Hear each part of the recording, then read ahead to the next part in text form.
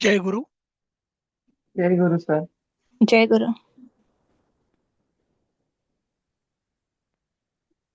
जय गुरु. माझ्या मते आपण सुरुवात करायला हरकत नाही.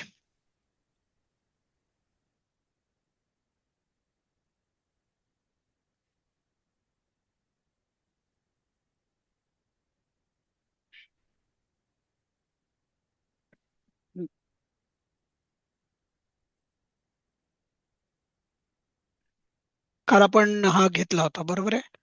जो फळाचा त्यागी आहे तोच त्यागी आहे असे म्हटले जाते. हो. हा, ठीक आहे, चालेल. पुढचं. आणि काल माझ्या मते मोहिनी ताईं पर्यंत आपण आलो होतो माझ्या मते.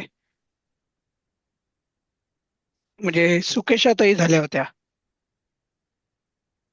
आणि तिथे आपण थांबलो. त्यामुळे मोहिनी ताईंना घेऊ देत.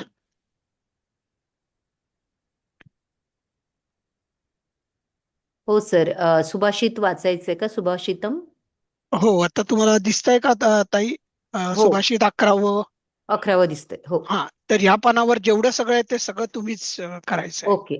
ओके, चालेल चालेल, वाचते मी. स्वे स्वे कर्मण्यभिरतः संसिद्धिं लभते नरः स्वकर्मनिरतः सिद्धिं यथा विदन्ति तच्छृणुः. विदंती नाही, तच्छृणु. विंदती आहे. विंदती आहे. हा, विन्दति तच्छृणु.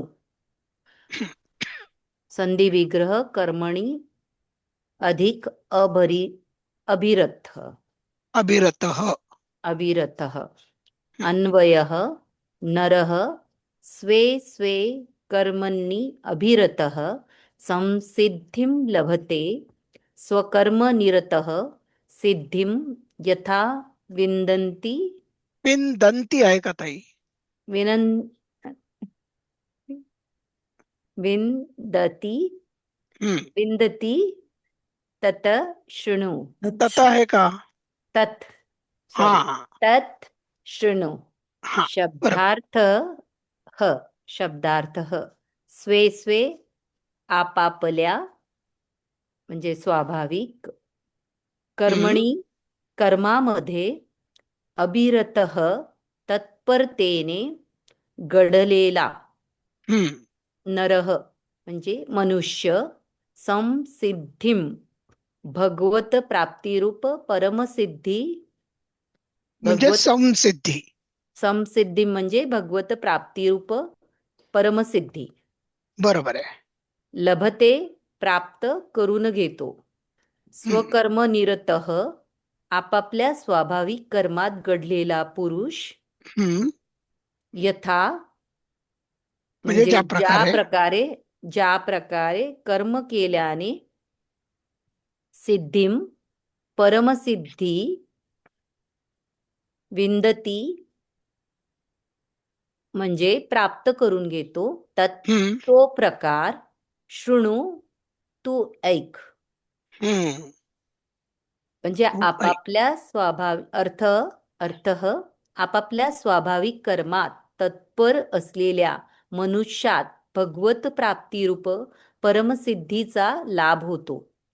आपल्या स्वाभाविक कर्मात रत असलेला मनुष्य ज्या रीतीने कर्म करून परमसिद्धीला प्राप्त होतो ती रीत तू ऐक, असं या हा, सुभाषितात म्हटलेलं आहे. बरोबर आहे. आणि हे गीतेतला 18वा अध्याय, त्यातला 45वा श्लोक आहे हा. सर, किती श्लोक झाले याच्या आधी? मी मिस केले 5 दिवस. ते पूर्ण आपण भगवद्गीता होती. नाही, सुभाषिताच्या रूपाने आपण 10 श्लोक बघितलेले आहेत वेगवेगळ्या अध्यायांमधले. पण 10च श्लोक आपण बघितलेले आहे. आपल्याला पूर्ण गीता अभ्यासाला नाही आणि आपण ती पूर्ण करू शकत नाही. अच्छा अच्छा. हा, पण या धड्यामध्ये पाठ्यपुस्तकात जे श्लोक दिलेले आहेत तेच आपण वर्गात घेतलेले आहेत. ओके. हा, चालेल. थोडस ताई, तुम्हाला काय कळलं सांगा बघू यातनं. तुमच्या तुमच्या शब्दात सांगा. म्हणजे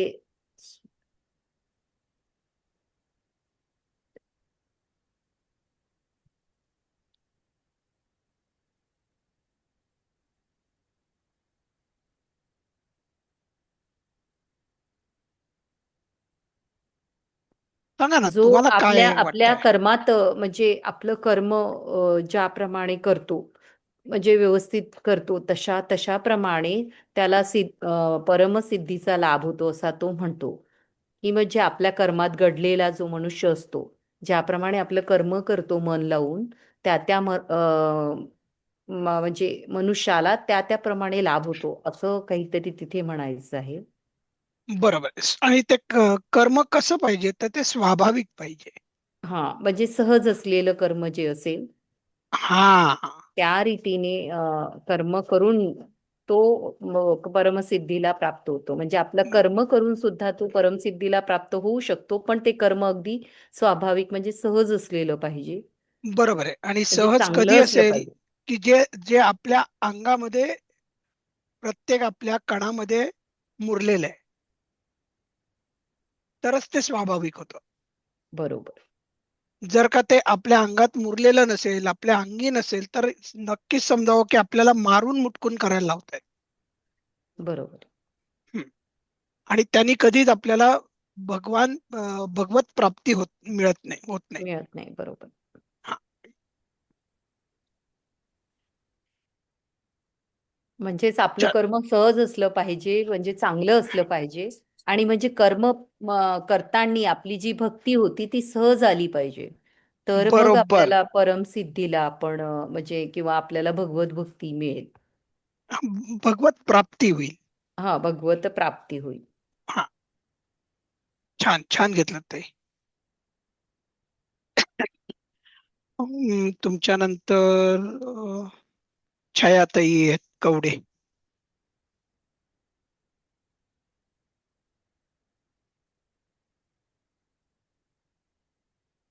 छायाताई आलायत का? तुम्ही नसाल तर मग लताताईंकडे जाऊ. घेऊ का सर? हो हो, आता छायाताई काही बोलत नाहीत म्हणजे तुम्हीच. सर्वधर्म परित्यज्य सर्वधर्मान् परित्यज्य मामेकं शरणं व्रज हम्म. अहं त्वां सर्वपापेभ्यो मोक्षयिष्यामि मा शुचः. खूप संधिविग्रह. महत्वाचा आहे. खूप महत्वाचा श्लोक आहे हा गीतेतला. सर्वधर्मान् अधिक परित्यज्य माम अधिक एकम. हा, मामेकमचं कशी झाली संधी विग्रह? माम अधिक एकम. एकम. आणि सर्व धर्मान परित्यज्यचं सर्व धर्मान न पाय तोडलेला आणि परित्यज्य. परित्यज्य. हा, अन्वय म्हणजे परित्यज्य म्हणजे त्याग करून. अन्वय अन्वयः त्वं सर्वधर्मान् परित्यज्य माम एकम शरणं व्रज. अहं व्रज. व्रज व्रज अहं त्वा सर्वपापेभ्यः हम्म, मोक्षयिष्यामि त्वं हम्म, मा शुचः. शब्दार्थ. सर्व धर्म म्हणजे सर्व कर्तव्य कर्मे यांचा मयी म्हणजे माझ्या ठायी हम्म, परित्यज्य म्हणजे त्याग करून एकम माम म्हणजे सर्व शक्तिमान सर्वाधार अशा मज एका परमेश्वरालाच शरणम म्हणजे शरण व्रज म्हणजे ये सर्व पापेभ्यः म्हणजे सर्व पापांतून अहम म्हणजे मी त्वा म्हणजे तुला मोक्षयिष्यामी म्हणजे मुक्त करून टाकेन मा शुचः म्हणजे तू शोक करू नकोस. अर्थ. हम्म. सर्व धर्म म्हणजे सर्व कर्तव्य कर्मे मला अर्पण करून तू केवळ सर्व शक्तिमान सर्वाधार अशा मला परमेश्वराला शरण ये. मी तुला सर्व पापांपासून सोडवीन. तू शोक करू नकोस. हा. हा श्लोक कोणी कोणाला उद्देशून म्हणला? श्रीकृष्ण आणि अर्जुनाला. बर. आणि हा 18वा अध्यायामध्ये अगदी शेवट भगवंत म्हणलेले आहेत. हो. म्हणजे अर्जुनाला अनेक गोष्टी समजावून सांगितल्या, त्यांनी विचारलेल्या प्रश्नांची उत्तरं देऊन झाली हो. आणि शेवटी भगवंतांनी त्याला सांगितलं की पार्था, सर्व धर्म म्हणजे तुझी सर्व कर्तव्य कर्म आहेत, त्याच्यातनं जे काही निष्फळ होणार आहे ते सगळं तू मला अर्पण कर, कारण तुला मी सर्वशक्तिमान आहे, सर्वाधार आहे, मी सर्वांचा आधार आहे.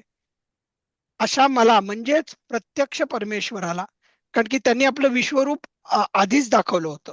हो. बरोबर आहे. म्हणजे हो. अर्जुन तोपर्यंत अशाच संभ्रमात होता. हा, कृष्ण काय माझा मित्रच आहे, तो आमच्याकडे नेहमी येतो, मी त्याच्या बरोबर बोलतो, तो मला मित्रत्वाचा सल्ला नेहमीच देतो. पण हम्म. नंतर भगवंतांनी त्यांना विश्वरूप दर्शन दिलं आणि त्यावेळेला अर्जुनाला कळलं की नाही, हे काहीतरी वेगळाच प्रकार आहे. हा हा परमेश्वर आहे, ही साधीसुधी व्यक्ती नाहीये. आणि मग नंतर त्यांनी अनेक प्रश्नही विचारले त्यांना.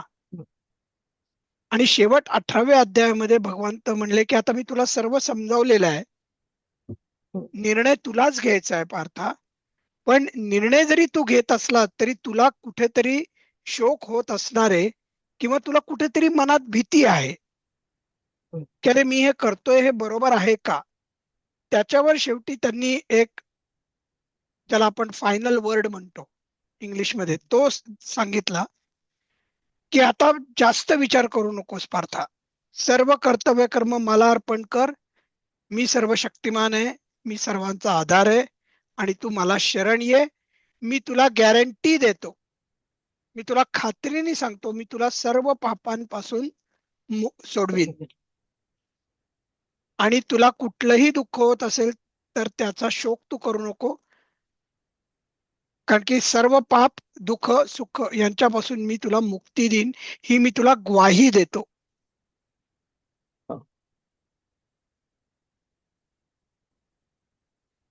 म्हणजे यातून आपण काय धडा घ्यायचा आहे की आपण आपली सर्व कर्तव्य कर्म ही भगवंताला अर्पण केली तर आपल्याला पापातून मुक्तताही मिळणार आहे आणि आपल्याला चिरशांती पण मिळणार आहे.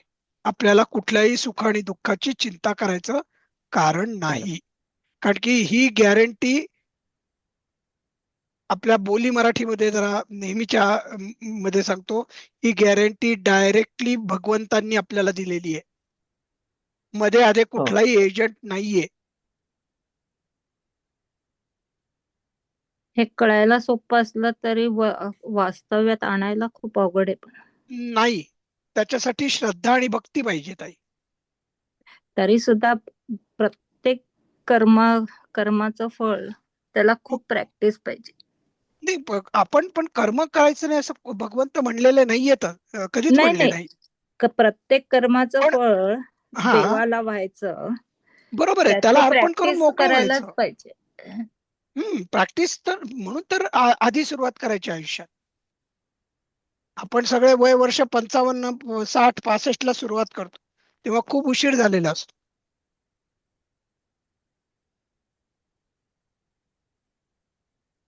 म्हणून लहानपणी आपण जेव्हा गुरुकडे शिकत असतो तेव्हा आपण सर्व आपली विद्या ही गुरुला अर्पण करतो, बरोबर. आपण बरोबर काहीच घेत नाही आणि त्याच्या परवानगीशिवाय आपण विद्याही वापरत नाही किंवा विद्यादानही करू शकत नाही.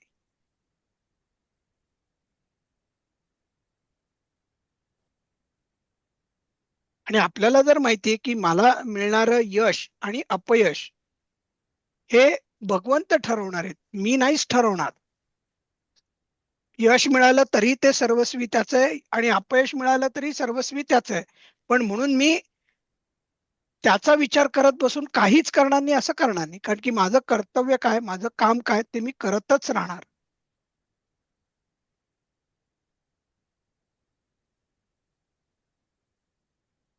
म्हणजे एखादा टोणगा माणूस असतो ना, तो कसं घरी सुख असो किंवा दुःख असो तो मस्त मौला असतो, बरोबर. आपल्याला तसंच काहीशा प्रमाणात भगवंत सांगतायत की तू आनंदात राहा. जर का तू तुझं काम करत मनापासून करत असशील तुझी कर्तव्य पार पडत असतील तर विचार करू नकोस की तू यशस्वी झालास का अयशस्वी झालास, लोकांनी त्याला यश म्हणलं का अपयश म्हणलं. कारण की ते सगळं तू मला अर्पण केलेलं आहेस.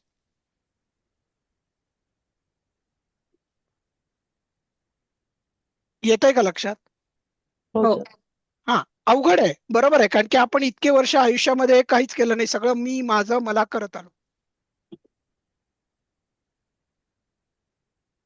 आपण स्वतःला सोडून स्वतःच्या आत बघण्यापेक्षा बाहेरचं जग मला काय म्हणेल याचीच विचार करत राहिलो.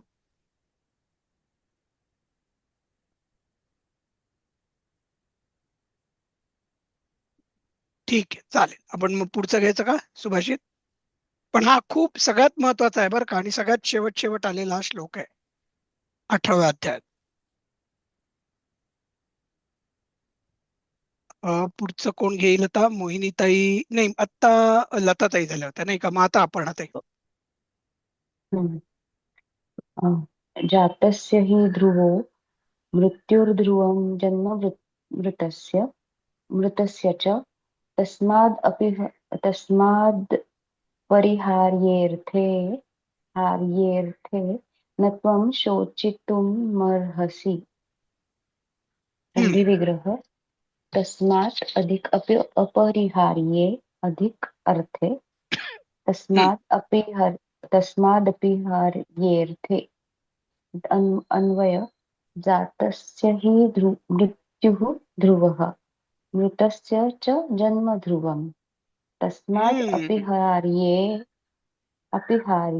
अर्थे त्वं शोचितुं न अर्हसि. हम्म.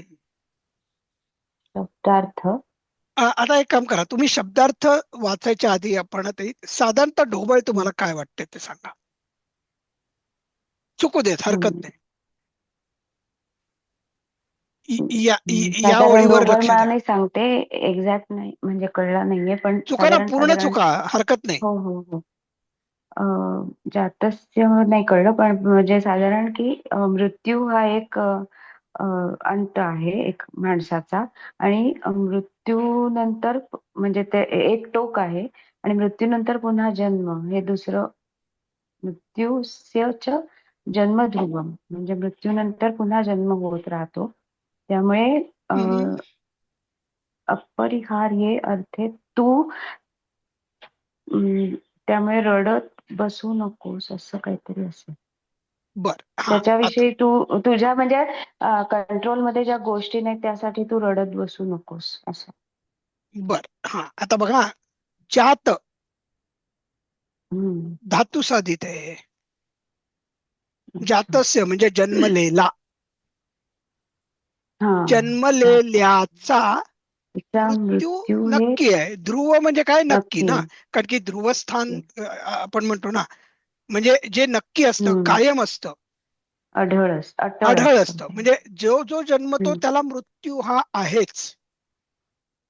म्हणजे इट्स नॉट अन ऑप्शन और इट्स नॉट अ चॉईस. हम्म. बरोबर आहे.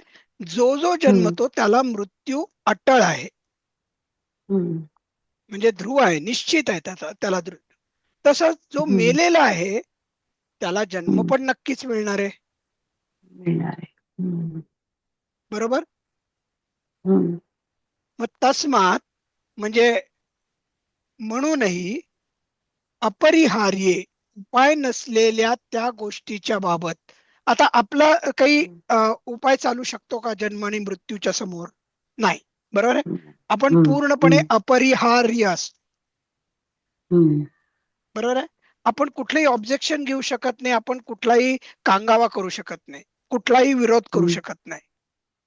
हम्म. मग जर का ह्या गोष्टी आपल्या हातातच नाहीयेत तर मग आपण शोक करण्यास पण पात्र नाही होत, हम्म. कारण की ती आपली पात्रताच नाहीये, कारण की आपला कंट्रोलच हम्म. नाहीये त्यावर. हम्म. मग त्याविषयी दुःख का करतो आपण?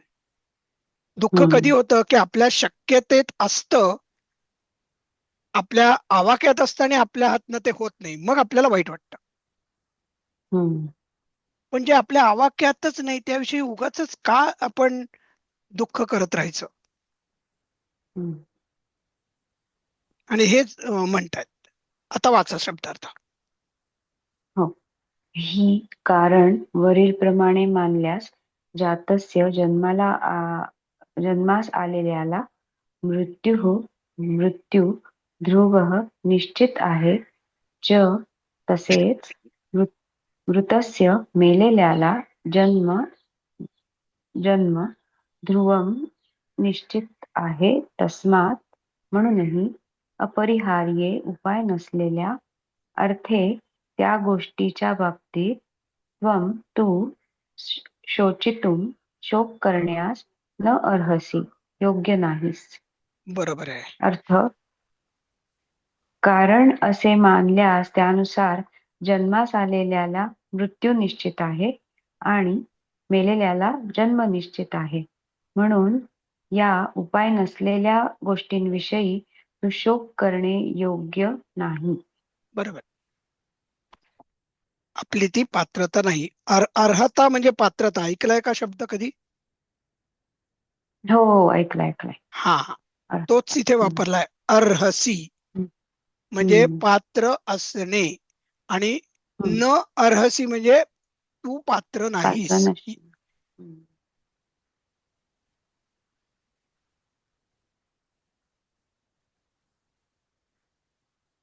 खूप मोठा खूप महत्वाचा श्लोक आहे.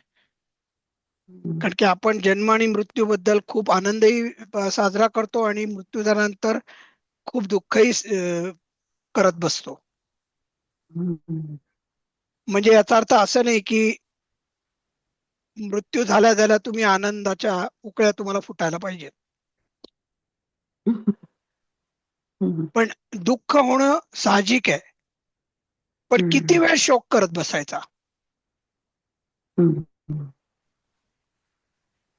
याच्याविषयी बोलतात की तू दुःख करत बस, पण त्याला एक सीमा आहे आणि ते निरुपयोगी आहे.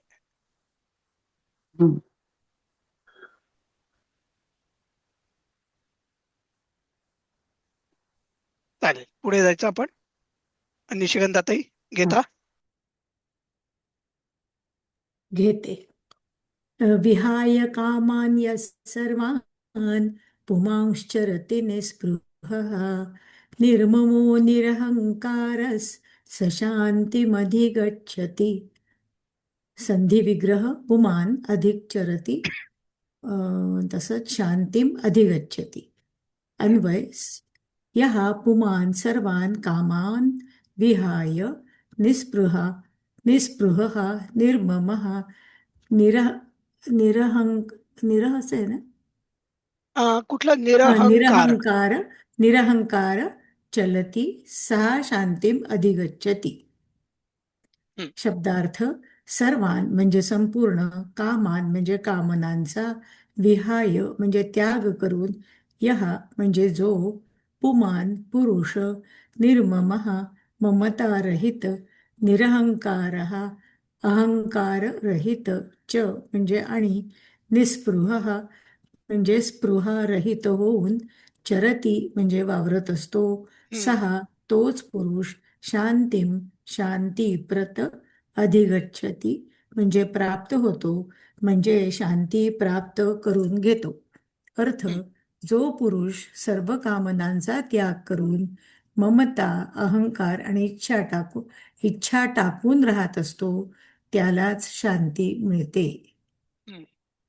बरोबर आहे.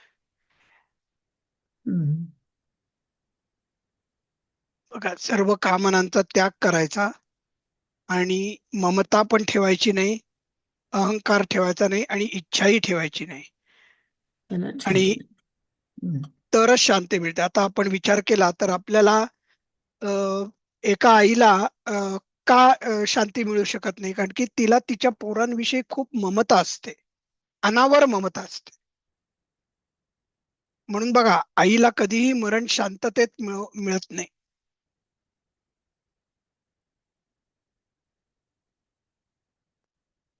अहंकारी माणसाला पण शांतता मिळत नाही, कारण की तो कायम स्वतःला चॅलेंज करत असतो.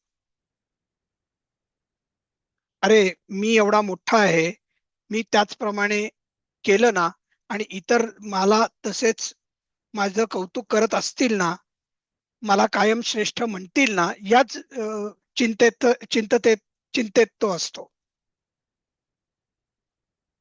माझा मोठेपणा अबाधित राहील का आणि राहतोय का, हीच चिंता त्याला कायम राहत असते. आणि इच्छा, आता बघा, मी एकदा कधीतरी कुठल्या तरी एका शब्दामध्ये कधीतरी शिकवताना म्हणलं होतं बघा, स्पृहा. अनेक लोक आपल्या मुलींची नावं स्पृहा ठेवतात. हो, तुम्ही सांगितलं होतं. हम्म. आणि त्याची इच्छा आहे इच्छा. आणि इथे स्पृहाचा अर्थ म्हणजे जी इच्छा धरू नये असं भगवंतांना अपेक्षित आहे, नेमकं तेच नाव आपले लोक ठेवतात.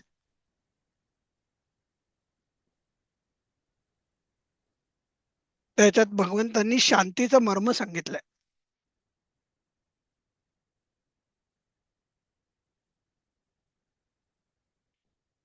चालेल, ठीक आहे. हो सर. आणि यांचं सगळ्यात परीक्षेमध्ये तुम्हाला माहिती आहे, जेव्हा सुभाषित येतं तेव्हा आपल्याला संधी विग्रह करता आला फारच उत्तम, अपेक्षितही आहे. पण अन्वय लिहिणं अपेक्षित नाही, शब्दार्थ पण लिहिणं अपेक्षित नाही, पण अर्थ म्हणजे ज्याला म्हणतो तो मात्र, आणि भावार्थ. भावार्थ म्हणजे तुम्हाला तुमच्या शब्दात काही अजून स्पष्टीकरण द्यायचं असेल तर ते तुम्ही देऊ शकता. ठीक आहे. चालेल. पुढचं कोण घेत आहे आता? निशिगंधाताई नंतर सीमाताई आल्यात. सीमा. हा, घ्या. नियतं कुरु कर्म त्वं कर्मजायो कर्मणः शरीरयात्रापि च ते न प्रसिद्धेद कर्मणः. संधी विग्रह ही अधिक अकर्मणः हम्म, प्रसिद्धेत अधिक अकर्मणः. हम्म, अन्वय त्वं नियतं कर्म कुरु अकर्मणः हि कर्म ज्यायः ते हम्म, शरीर यात्रा च अपि अकर्मणः न प्रसिद्धेत. हम्म, शब्दार्थ त्वम म्हणजे तू, नियतम म्हणजे शास्त्रविहित, हम्म, कर्म कर्तव्य कर्म, कुरु म्हणजे कर, ही हम्म, म्हणजे कारण, अकर्मणः म्हणजे कर्म न करण्याच्या अपेक्षेने, कर्म म्हणजे कर्म करणे, ज्यायः म्हणजे श्रेष्ठ आहे, च म्हणजे तसेच, अकर्मणः म्हणजे कर्म न केल्यास, ते म्हणजे तुझा, शरीर यात्रा अपि म्हणजे शरीर निर्वाह सुद्धा, न प्रसिद्धेत सिद्ध होणार नाही. अर्थ तू शास्त्रविहित कर्तव्य कर्म कर, कारण कर्म न करण्यापेक्षा कर्म करणे श्रेष्ठ आहे. तसेच कर्म न करण्याने तुझे शरीर व्यवहारही चालणार नाही. हा.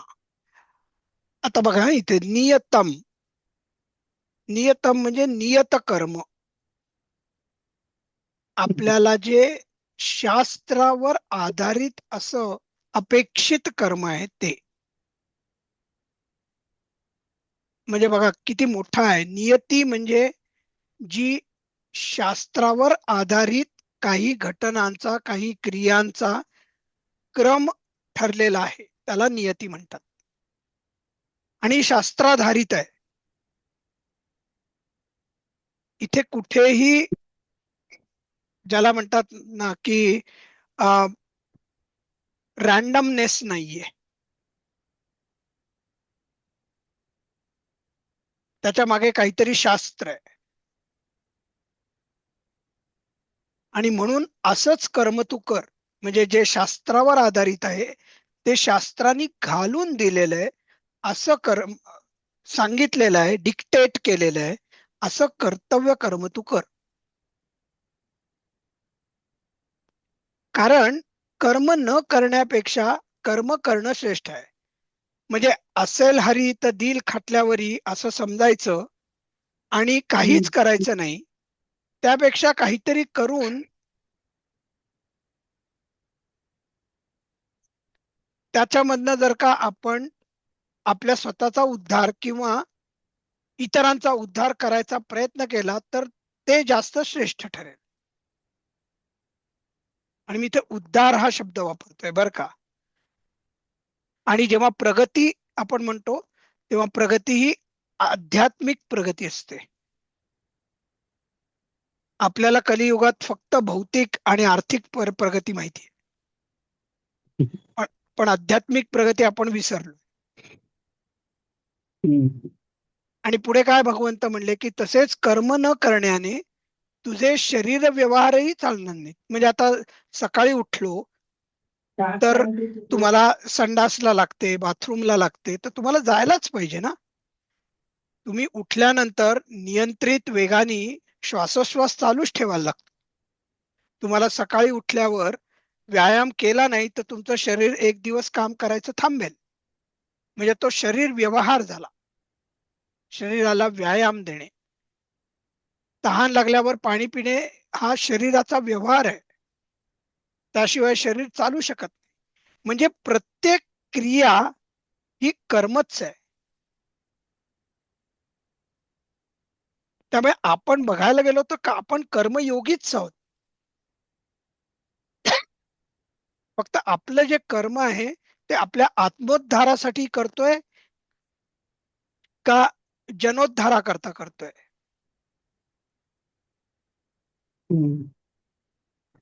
याचा पडताळा कायम घ्यायचा.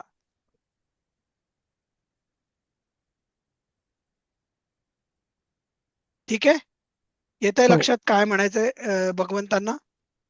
हो. चालेल, अशा रीतीने आपली सुभाषित संपली आहेत.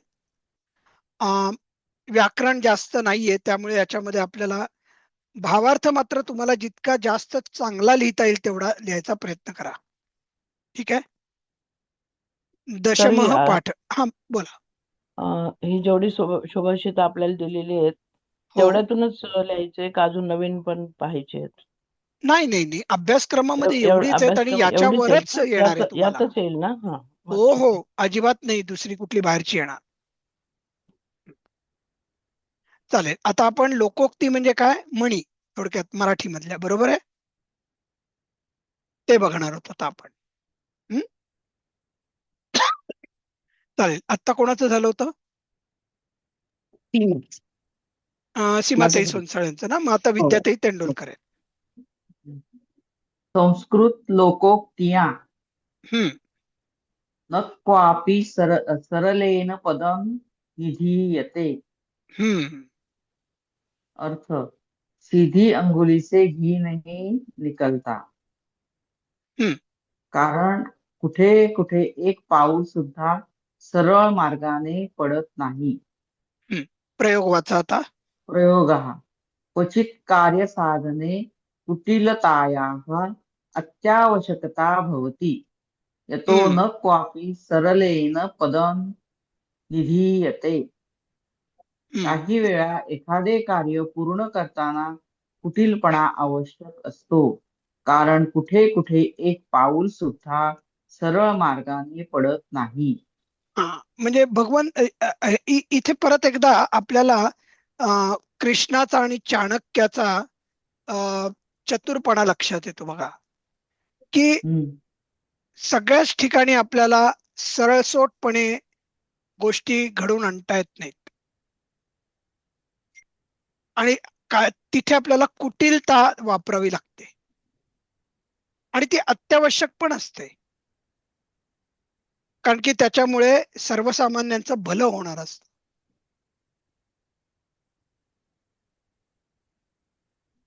कारण कसं आहे की काही काही गोष्टी करताना तुम्ही अगदी सरळ मार्गाने गेलात तर त्या होत नाही. त्याच्यासाठी तुम्हाला वाकडा मार्गच पत्करावा लागतो, कारण की समोरची व्यक्ती सरळ मार्गाने सरळ शब्दात सांगून ऐकणारी नसते. हो. आणि म्हणून आपल्याला चाणक्य नीती वापरावी लागते आणि ती वापरणं अजिबात चुकीचं नाही. विदुर नीती सुद्धा ना. कुठली म्हणताय? विदुर नीती. बरोबर आहे.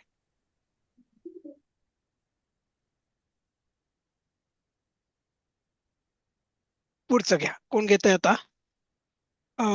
कपिलजी आलेत? हो आलेत. मी काल बघितलं का आज बघितलं कपिलजींना? कपिलजी आहात का तुम्ही? नसेल तर मग मोहिनीताईंकडे जाऊ. नाही नाही, मध्ये विशाखाताई आहेत ना, सॉरी.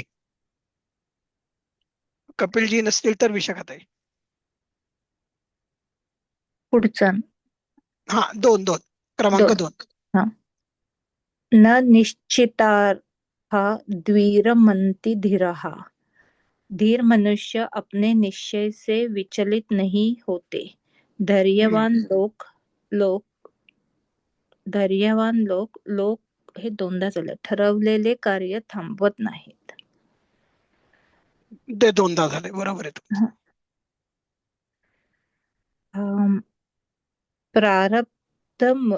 प्रारब्धमुत्तम जनः न परित्यजन्ति तद्वदेव न निश्चितार्थ द्विरमन्ति धीरः. उत्तम लोक त्यांनी सुरू केलेले कामाचा त्याग करीत नाहीत. जसे म्हटले आहे की धैर्यवान लोक ठरवलेले कार्य थांबवत नाहीत. हा शब्द काय माहिती का? तद्वत असा आहे, अधिक एव. ते तसंच मला हा, नाही तर ते काय झालंय, ते या फॉन्ट जो सरांनी वापरलाय ना, संस्कृत 2003, त्याच्यामध्ये ते तसंच दिसतं. म्हणून आपला जरा घोळ होतो की म्हणजे द अर्धा आहे का व अर्धा आहे. पण इथे द अर्धा आहे आणि व पूर्ण आहे, तद्वत. हा, बस हा गोळ आम्ही पण केला होता, आमच्या बॅच मध्ये सगळ्यांनी केला होता, पण हा फॉन्ट मुळे होतंय हे. चालेल. हा, सॉरी, परत एकदा वाचा प्रयोग ताई.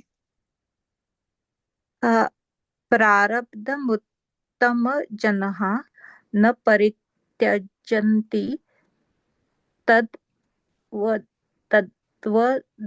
न तद्वत एव न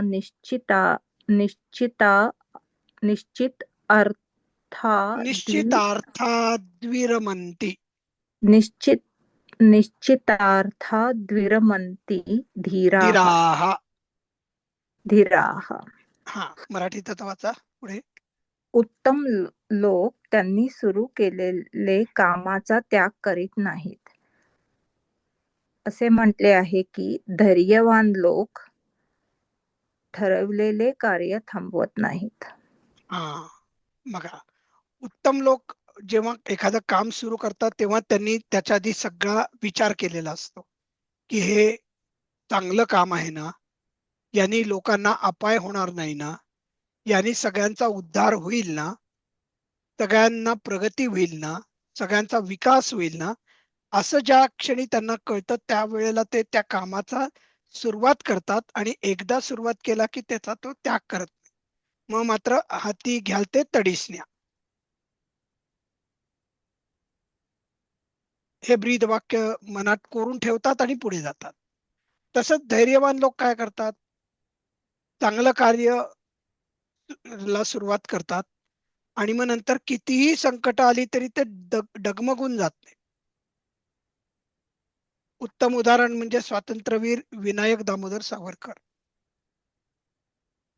अनेक संकट आली, अनेक कठोर शिक्षांना सामोरं जावं लागलं, तरी मातृभूमीवर प्रेम करणं आणि तिच्या मुक्तीसाठी सतत लढत राहणे, हे कार्य मात्र त्यांनी कधीच थांबवलं नाही.